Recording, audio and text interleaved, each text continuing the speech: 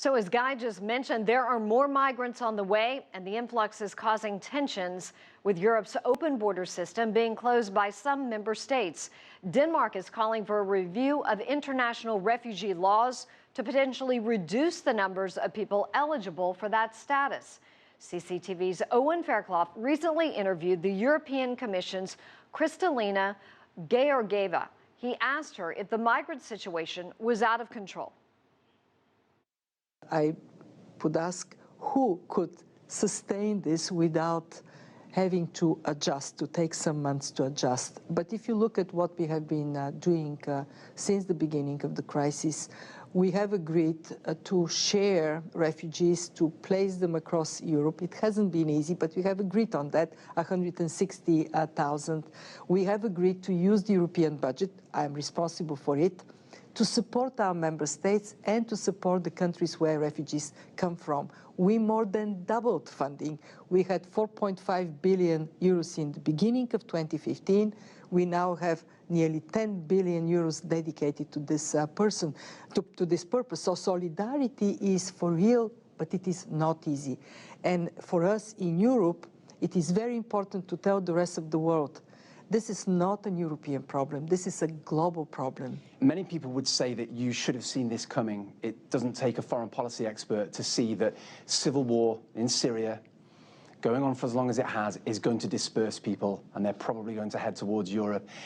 And it seems to me that in the last 5 years or so in Europe, we've had the Greek crisis, now we have a refugee crisis. It seems that the European Commission can never get out in front of an emergency like this and actually anticipate these problems. Why not?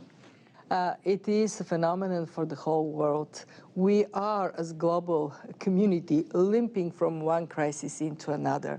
We had the financial crisis, then it turned into an economic crisis.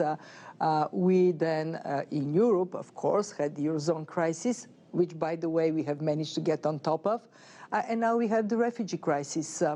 We are going to be much more shock-prone in the future. And I repeat myself, because of climate change, because of violent extremism, we would see these shocks coming. We also would have financial economic shocks transmitting much faster than it used to be in the past because of the interconnectivity of the world economy. And yes, we have to get better in anticipating crises, acting early, and taking care of the most vulnerable, those that are most severely impacted. Is this the price that people will have to pay for being in Europe, for having one Europe? And should you be telling people this is essentially the cost?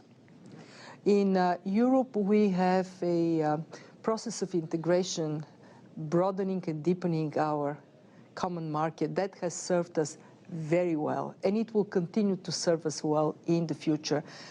Today, in addition to the refugee numbers, we got our full forecast for our economy, very positive, because it tells us that all countries in Europe will grow this year, next year, the year to follow. Modest growth, admittedly. For this year, 1.9%, next year, 2%, the year after, 2.1%.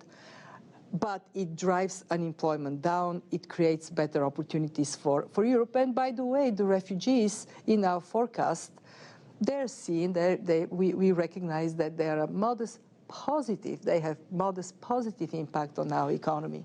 But Vice President, if we take a country like Greece, for example, which is bearing most of the brunt of these refugees, this country is steeped in an economic crisis, it's almost broke.